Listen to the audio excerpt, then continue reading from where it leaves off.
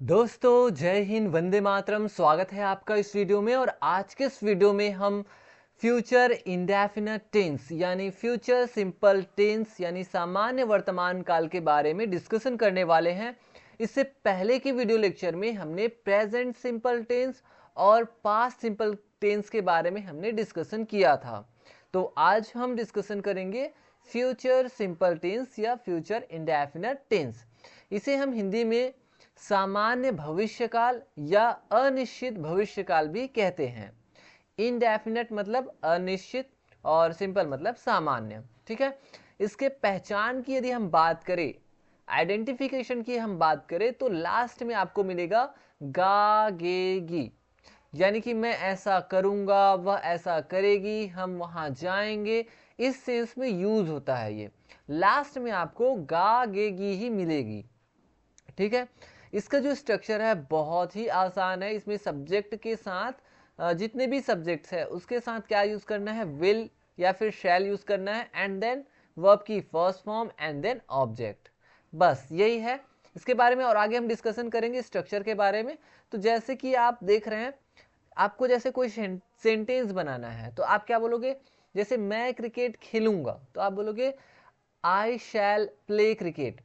वैसे ही वह गाना गाएगी तो हो जाएगा she will sing a song. वे नाचेंगी, दे विल डांस। हम पढ़ाई करेंगे, वी शैल स्टडी। क्या हो जाएगा, वी शैल स्टडी। अब बात आती है कि हम कब विल का यूज करें, कब शैल का यूज करें। तो बहुत ईजी है। आई और जो वी है ना, जो फर्स्ट पर्सन प्रोनाउन है, फर्स्ट पर्सन प्रोनाउन में आई और वी आ जाता है। तो फर्स्ट पर्सन प्रोनाउन के साथ हम यूज करते हैं किसका, शैल का। According to old English grammar, old English grammar के रूल के अकॉर्डिंग फर्स्ट पर्सन प्रोनाउन के साथ शैल का यूज करना है। और बाकी जितने भी सब्जेक्ट्स है, जैसे यू हो गया, यू के बाद जैसे दे, ही शी इट वगैरह है ना, ही शी इट, या फिर कोई किसी का नाम है, सिंगुलर हो प्लूरल हो, सबके साथ क्या किसका यूज करना होता है, विल का यूज करना होता है according to old English grammar rules. Okay. But आज के टाइम में मॉडर्न इंग्लिश ग्रामर में यदि आप देखेंगे, आप न्यूज़पेपर वगैरह पढ़ेंगे, स्टोरीज वगैरह पढ़ेंगे, मैगजीन पढ़ेंगे, तो आपको सबके साथ विल का यूज ज्यादातर देखने को मिलेगा। तो ये आप समझ गए कब शैल का यूज करना है। अगर ओल्ड इंग्लिश ग्रामर के अकॉर्डिंग जैसे आप देखेंगे, स्कूल्स की बुक में अगर आप देखेंगे तो वहां पे आई और वी के साथ प्रॉपर शैल मिलेगा और बाकी सबके साथ विल मिलेगा। लेकिन आप जनरली स्पोकन इंग्लिश में, न्यूज़पेपर वगैरह में, है ना, मॉडर्न इंग्लिश ग्रामर के अकॉर्डिंग आप सबके साथ विल का यूज कर सकते हैं। ओके। बट अगर एग्जाम में आ गया तो आप ट्राई करिए कि आई के साथ शैल का यूज करें, वी के साथ शैल का यूज करें, बाकी सबके साथ विल का यूज कर सकते हैं। ओके। अब देखते हैं इसी का और भी जैसे प्रैक्टिस के तौर पे जैसे कैसे कर सकते हैं। तो जैसे आपको बोलना है कि वह फल खाएगा, तो क्या हो जाएगा, आई शैल ईट फ्रूट्स, या फिर आप बोल सकते हैं आई विल ईट फ्रूट्स। वैसे ही वह फल खाएगा का क्या हो जाएगा, वी विल ईट फ्रूट्स या वी शैल ईट फ्रूट्स। तो दोनों सही हैं, बट जैसा कि मैंने बता दिया कि आप सबके साथ विल या सबके साथ शैल का भी यूज कर सकते हैं according to modern English grammar के अकॉर्डिंग, और स्पोकन इंग्लिश में तो आप कर ही सकते हैं। ठीक है। तो ये है रूल। हाँ, अगर जैसे पहला का जो रूल था ना, उसमें ये था कि जस्ट अगर जैसे कोई डिटर्मिनेशन वगैरह शो करना होता था, एकदम कोई चीज़ शो करना होता था, ठीक है, कि आप एकदम डिटरमाइंड है, पक्का इरादा है, ये सब शो करना होता था ना, तो ये जस्ट एक दूसरे का उल्टा हो जाता था कि इसके साथ विल का यूज़ करें, इसके साथ शैल का यूज़ करें।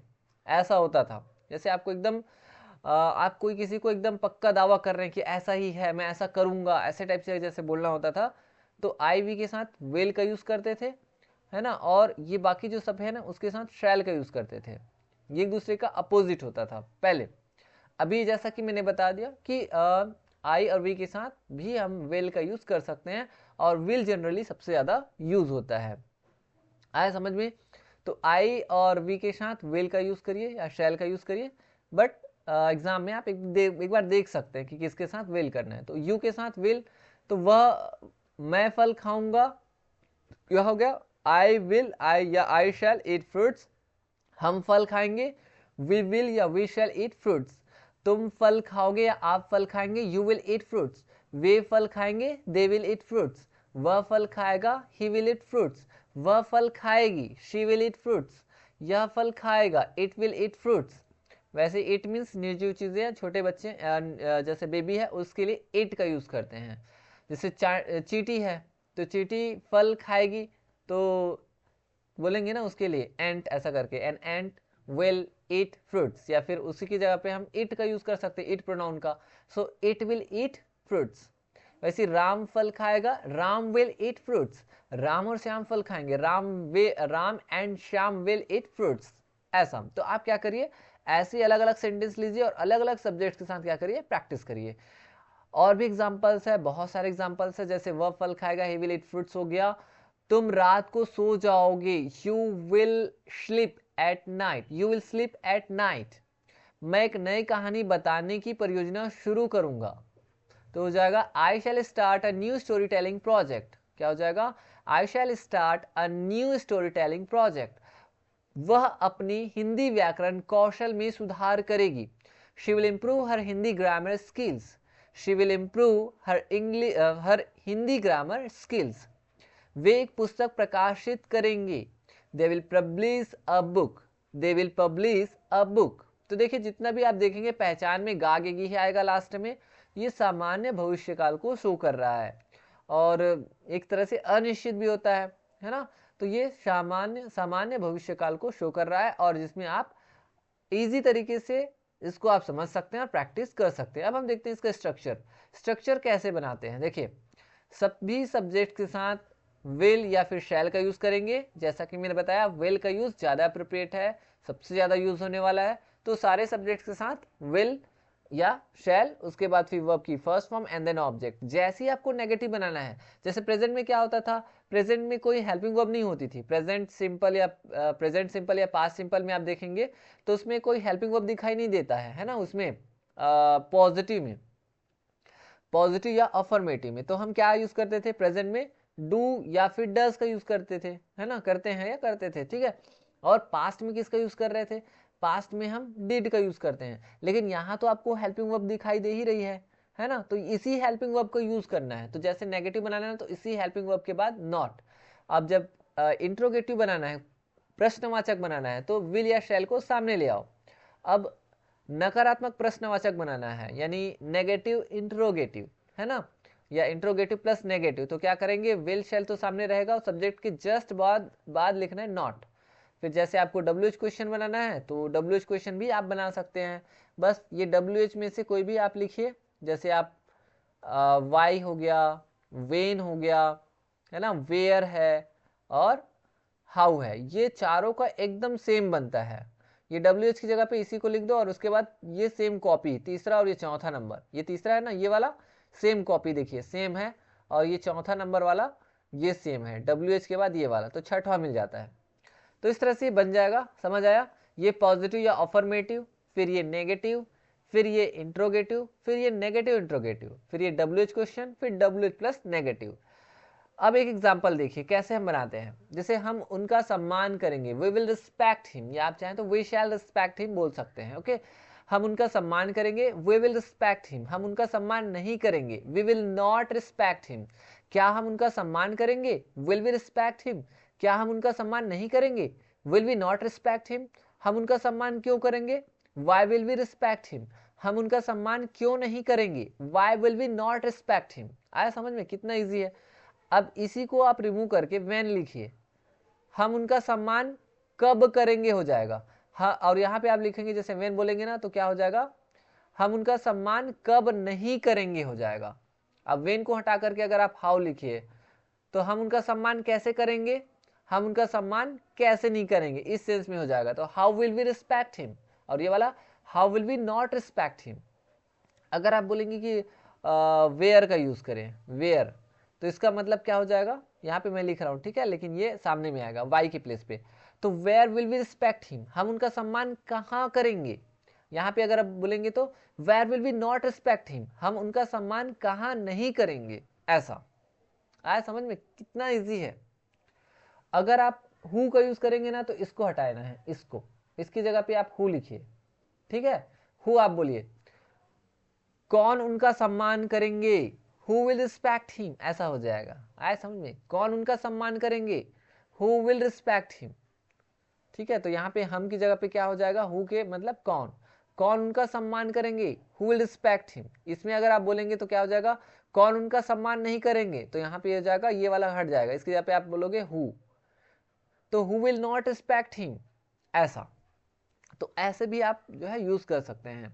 विच है, वॉट है, उसका थोड़ा अलग बनता है, तो वो अलग रहेगा, है ना। जैसे व्हाट इज योर नेम ऐसा करके। चलिए और एग्जांपल देख लेते हैं। तो ये इजी से समझ आया ना कैसे आपको करना है, बहुत इजी है, कैसे बनाना है इतना इजी तरीके से। और बार बार प्रैक्टिस करिए। जितने भी सेंटेंसेस है ना, ये जितने भी मैंने सेंटेंसेस बनाए हैं, जैसे वह फल खाएगा, वह फल नहीं खाएगा, क्या वह फल खाएगा, क्या वह फल नहीं खाएगा, वह फल क्यों खाएगा, वह फल क्यों नहीं खाएगा, ऐसा आप प्रैक्टिस करिए। जितना ज़्यादा हो सके ना, जितना ज़्यादा आप प्रैक्टिस करेंगे उतना ज़्यादा आपके लिए बेनिफिशियल होगा। चलिए और भी एग्जांपल्स देख लेते हैं। जैसे तुम यह काम करोगे, you will do this work, you will do this work. मालिक घर को सजाएगा, the owner will decorate the house, the owner will decorate the house. वह दवाई खरीदेगा, he will buy the medicine, he will buy the medicine. मजदूर घर बनाएंगे, the labourers will build the house, the labourers will build the house. तो ऐसे आप क्या करिए, सेंटेंस लीजिए और ज्यादा से ज्यादा प्रैक्टिस करते जाइए। और भी सेंटेंसेस है, इन सेंटेंसेस का भी प्रैक्टिस करिए। जैसे वह नदी पार करेगी, she will cross the river, she will cross the river.